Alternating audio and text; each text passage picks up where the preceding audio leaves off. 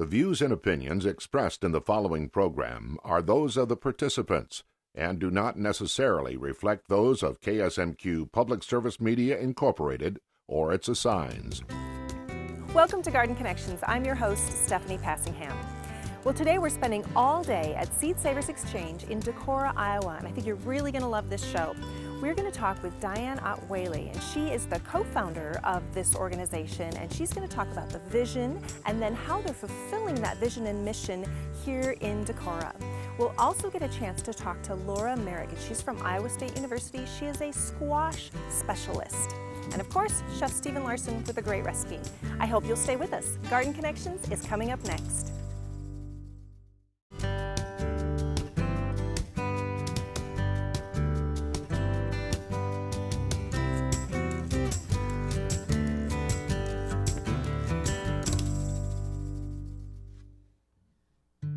Well, we're here at the Seed Savers Exchange, and we're with co-founder Diane Otwaley. Diane, this is an amazing place. Oh, thank you, and thank you for coming here to visit today. Well, I love this place, and I really wanted to help people understand kind of where this idea came from, because we hear a lot about seed saving, and it's a little bit more popular now than it used to be, or at least we think. But tell us, where did this idea, this concept come from? Well, the idea for Seed Savers came about. We're a nonprofit organization working with preservation of heirloom varieties of fruits, vegetables, flowers, and herbs. And now you do hear heirloom used a lot in the mainstream vocabulary. But when we started with a true heirloom in my mind, and that was from my grandparents, my great-grandparents actually.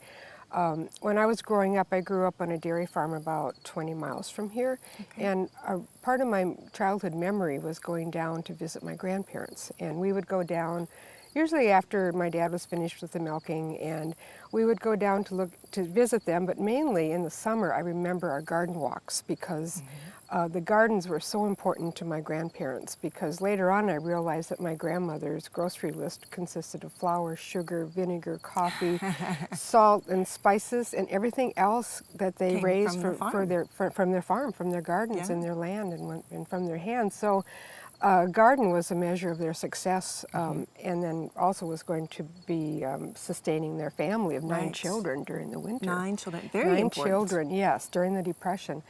And so I'd always sensed that the gardens were a special place. But we would end the garden walks on my grandparents' porch, and they'd have morning glories. They're growing along the barn here. And we would sit on the porch, and he'd always have an opening. It'd either be a square or a triangle or a circle, so we could sit in this little cozy morning glory room and watch cars go by. And he'd have stories about, they're late for milking, or they never stay home, and that's the second time she's been out today. And, so it was just a real, just a wonderful memory of my grandparents. So when I had my first garden, Kent Whaley and I were newly married and lived about 5 miles from my grandparents, and we of course hit one at the Morning Glories. So we went over. Very signature item for you. Yes, yeah, and I asked my grandfather for some seeds, and he went back into the bedroom and he came out with this little white pillbox full of these tiny little black seeds. And he said, "Did you know my parents brought this seed over from Bavaria when they immigrated?" Oh, is that right? During the turn of the century. And I had never known that story, but realizing that I was holding a living link back to ancestors that I had never known or thought about was quite a powerful experience for me. And then unfortunately later that winter my grandfather passed away. And we realized if he hadn't given us those seeds and the story that went with it, they would have been lost. And how often that might happen when immigrants would come into this country, they bring with them their seeds. Seed Savers Exchange does many activities throughout the year in support of that mission, and we got a chance to talk to Laura Merrick, who is a squash specialist, and she came out during one of your many festivals that you guys do. So we're going to take a break and visit with Laura. When we come back, we'll be visiting more with Diane in Diane's garden. Let's check out some squash.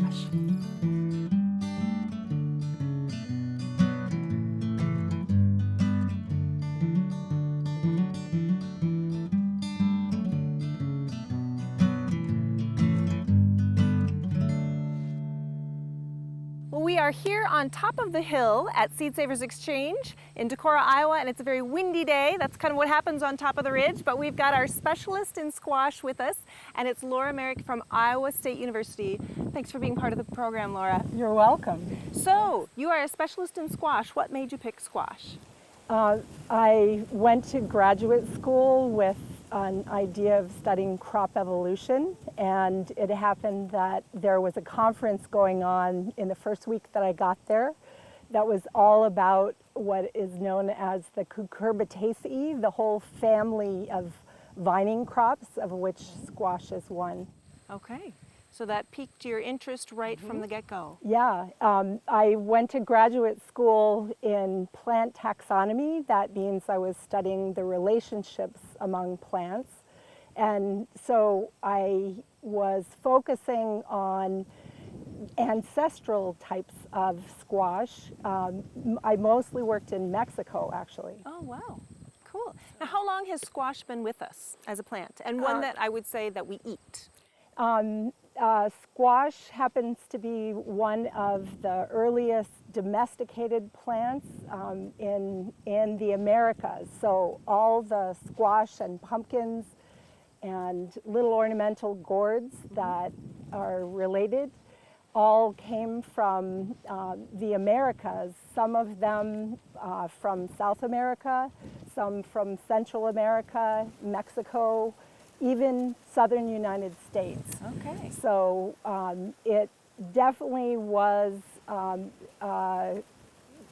selected early to be a crop plant that people planted and consumed. Okay. Now, you mentioned southern North America, Central America. Is this a plant that especially loves hot weather? Or, you know, we're here in Iowa, which is a northern climate, and if you look around, you can see squash does really well here. Yeah, actually, the type of squash that you're holding in your hands, which is what we call an heirloom type, the family is known who cultivated this variety, although I don't know where the family was from. This plant actually is known as Cucurbita maxima, and it was a squash that was domesticated in South America, sometimes high in the Andes. Okay. Some were from lowland, but a lot of what we call the maxima type of squashes, like this one, are definitely have some cold tolerance. Okay. And so in this field, we're mostly looking at what we call winter squash. That means a squash that is consumed as a mature fruit. So you really want full season. Right, so you want a nice long season to get... Yeah, and so we can see from looking at the patch that this came from, had really good production under the conditions they have high up on here. this hill, The wind lots and the of sun sunshine. exposure. Yeah. So now you mentioned winter squash, and then there's summer squash. Are those essentially the same plants, or what's the difference between them? And is it, you mentioned a function of letting winter squash mature. Give us some sense of the difference between them. Yeah, in the U.S., we use those terms a fair amount. So the winter squash, as I said, we usually let those get fully mature. What we call a summer squash, relative of those are zucchinis, but we have crooknecks and straight necks. And those are harvested as an immature fruit. Okay. So often not very many days after a flower has opened, when it's the ideal when those plants are quite, the fruit is quite small. So gardeners sometimes let zucchinis get away from them. Right, or you don't see them under all that foliage and they get giant. And so that's least desirable unless you want to smash them up and use them for making zucchini bread. Okay. Now, if you were to leave those summer squash to mature like you do these winter squash, is it a taste issue that they wouldn't taste as good? The flesh isn't as sweet? Is that why we don't eat them older? And some of it is a taste issue, but there are actually traits of some summer squash which make them highly undesirable to let them get fully mature. Okay. And the ones, the yellow, what we call the yellow crookneck or the yellow straight type of summer squash, those actually carry a gene, a trait for their rind that makes them hard as a rock. Okay, so you couldn't when really they're eat them fully anyway. mature, and so obviously that's not a trait that you would want to have to deal with when Right. you're, When you're getting looking ready for food. to eat. Yeah. All right, well, up here on the hill, they clearly have lots of sunshine. I noticed that they've also put down some black plastic. Is that key in the cultivation of either a winter or a summer squash? Well, you can see that I think pretty much all of the varieties that they have in this patch are vining types. As opposed to bush type. Yeah, bush type just means, technically it means short internodes, so really short branches. Okay. And these vining types are large plants. So the black plastic, one feature of it is it helps you control weeds under the plants. But the major reason why gardeners like to use it, and places like Seed Savers who have these large grow outs, is the black plastic heats the soil up an extra amount, and squashes, whether they're summer or winter squashes, tend to really be heat loving. Okay. That gives them a little extra high on this boost. hill, in this area of Iowa, sometimes you might get a frost coming early in the season, or a frost coming in the harvest time earlier than susceptible to winds. I mean, cold wind in the spring can be really tough too. Yeah, so that use of black plastic is fairly common. And also a lot of people who produce more than just a few plants of squash in home gardens and on farm scale use different types of row covers. And that can be clear plastic with slits in it so that rain can percolate down through, and sunlight, direct sunlight comes through. But there's a product known as Remay, or it's a spun fiber. Sheets of this Remay can be placed, again, helping to protect the plant from possible really cold snaps or it late can spring help. frosts.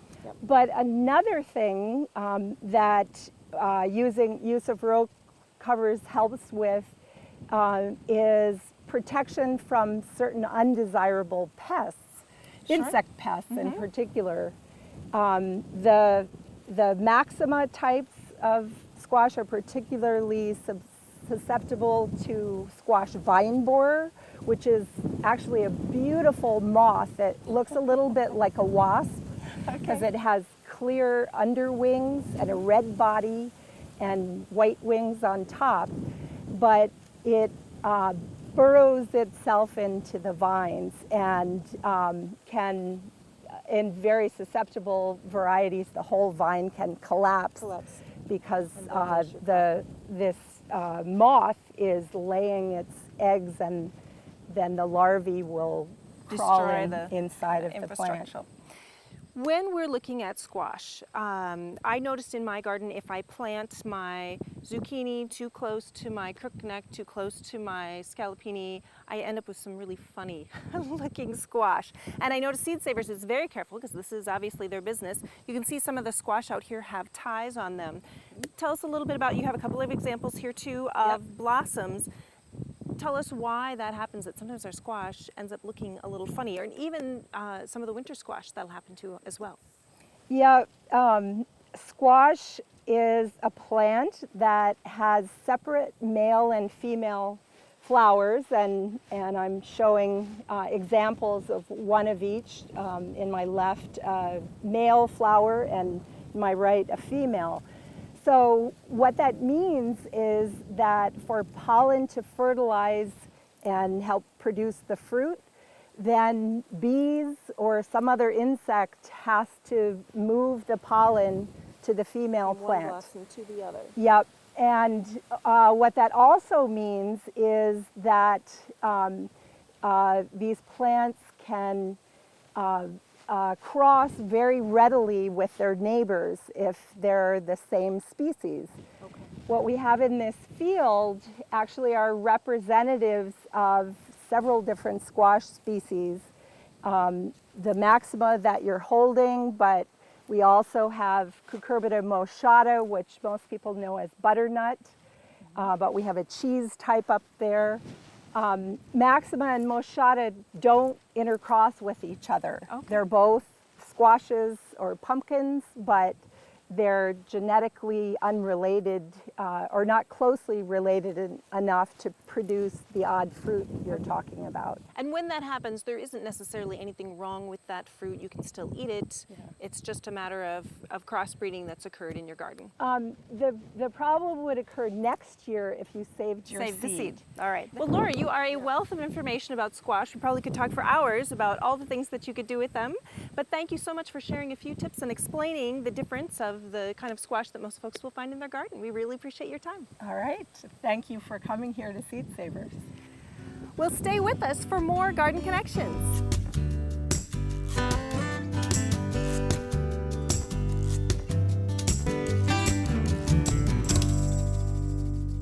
We had such a great time with Laura. She knows so much about squash. That was really interesting. So this is your garden. It's called Diane's Garden. And I'm assuming many of these are plants that are favorites of yours. They are, as I mentioned earlier, every seed has a story. So this garden is full of stories and seeds.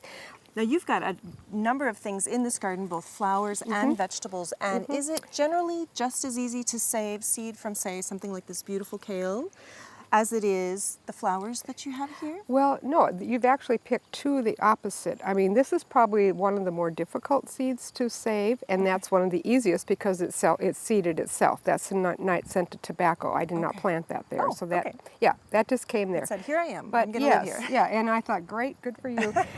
But the kale and a lot of the biennials, like the carrots and the kale, cabbages, you have to actually dig this plant, store it in the root cellar over the winter. It's not, you can do it, and then just then plant it out next spring, and then it goes to seed. Okay, So 2-year cycle. Yeah, so there are every seed, you do have to know how your seed is pollinated and how it produces seed, and that's all about, experience and education.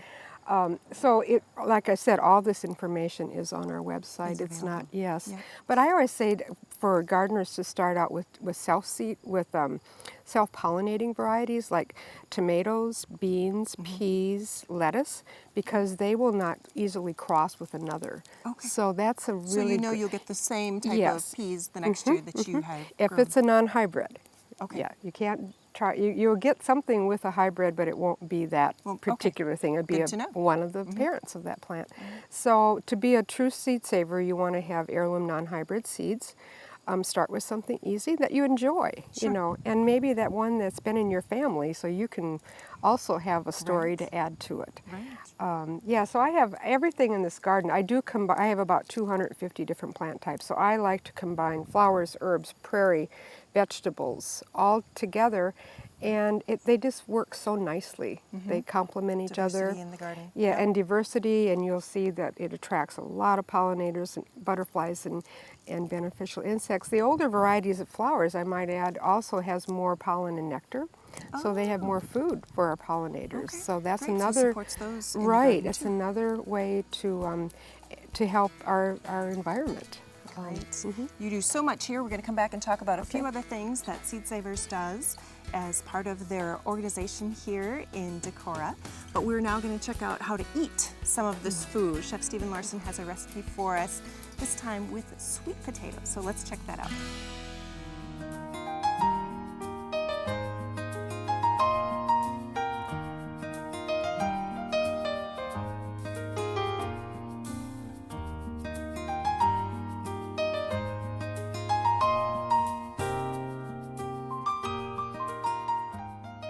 Hi, I'm Chef Stephen Larson. Welcome to my kitchen at Quarter Quarter Restaurant in Harmony, Minnesota. Today's recipe is going to use sweet potatoes. and in fact, he uses quite a lot of them. This calls for 4 pounds of sweet potatoes, and we have most of them already peeled and diced here in the bowl. But then I'm also going to show you an easy way to peel these. Now, sweet potatoes generally have pointed ends on the end, and it can be kind of difficult to peel. What I do is just cut those off with a knife and then use the peeler to go straight down.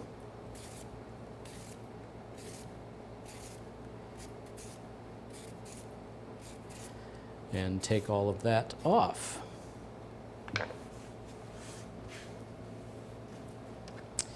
Now, they can also be quite tough to cut, so I generally always recommend you do one cut on the side so that you've got a flat surface to work on, and then we'll do 2 more cuts that direction, and we'll cut it into more of a standard large dice. Now, you certainly don't have to be exact with this.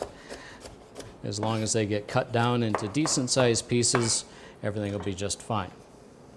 Okay, we'll add those to the bowl. And we're also going to use quite a lot of onion in there. This is a large sweet Vidalia onion that we want to cut in basically the same size as the potatoes.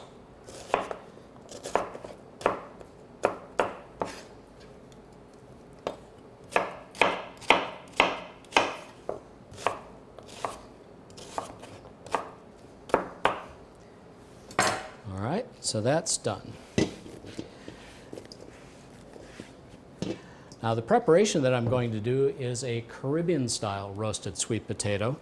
So that's going to be, ingredients will be onions, some vegetable oil. I like using grapeseed oil for my oil here.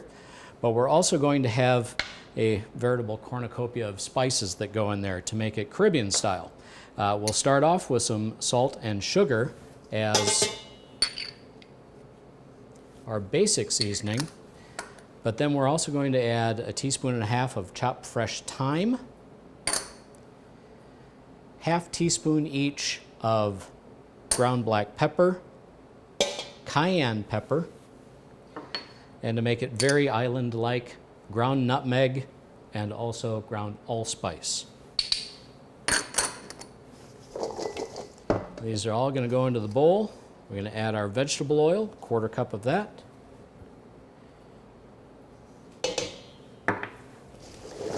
And we'll toss that together so that everything gets well coated.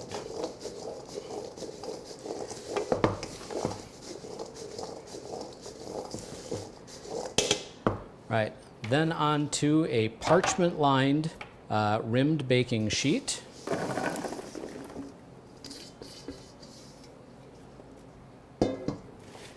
And we'll spread that all out so it's nice and even.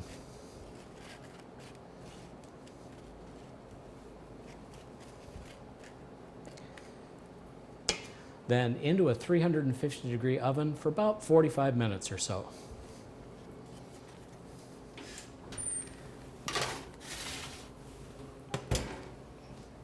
So it's been 45 minutes, so we're going to pull our roasted sweet potatoes out now.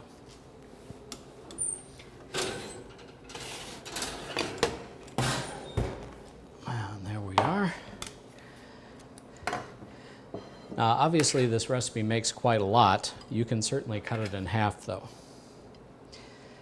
I'm going to serve this on a plate as a side dish, along with a Jamaican-style grilled pork chop. So what I've done for that is to take a Jamaican jerk-style marinade, put it on the smoked pork, and then grilled that. So there we have it, Caribbean-style roasted sweet potato hash, because nothing's better than eating fresh from your garden.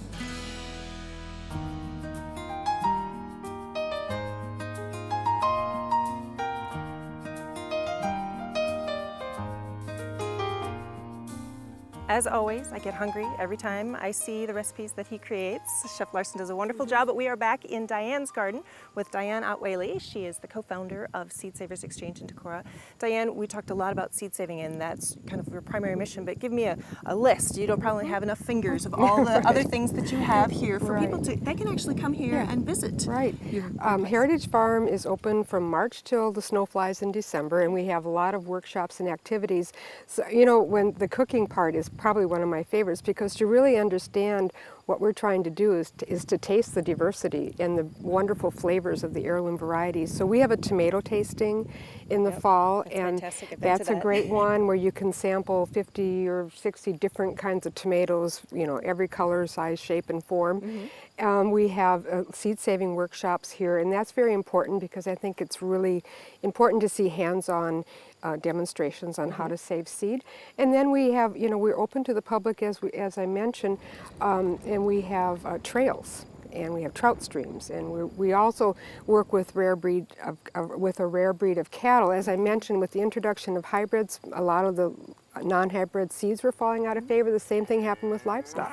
So we're working with an endangered breed of cattle called the Ancient White Park. We're two places in the country where we're actually doing this work. And the same thing happened with poultry. So we have a display of rare heritage breeds. Just to, you know, it's so important to see what we're trying to save. And I think that Heritage Farm is diversity in action. Yep, it's a beautiful place. It's beautiful. It's wonderful, and thank you for letting us come out. I would encourage anybody to come visit. It's a fantastic place. There's so much to see and do here, and you can pick up some of those wonderful seeds in the visitors center. You can, and check the website for all the list of activities and that we offer here, and to get a free catalog, and just to find out more about what we're doing at Seed Savers Exchange. Thank you so much for having us out. Thank you. It's my pleasure. And thank you for watching. I hope you've enjoyed this edition of Garden Connections. I'm your host, Stephanie Passingham, and we hope to see you next time.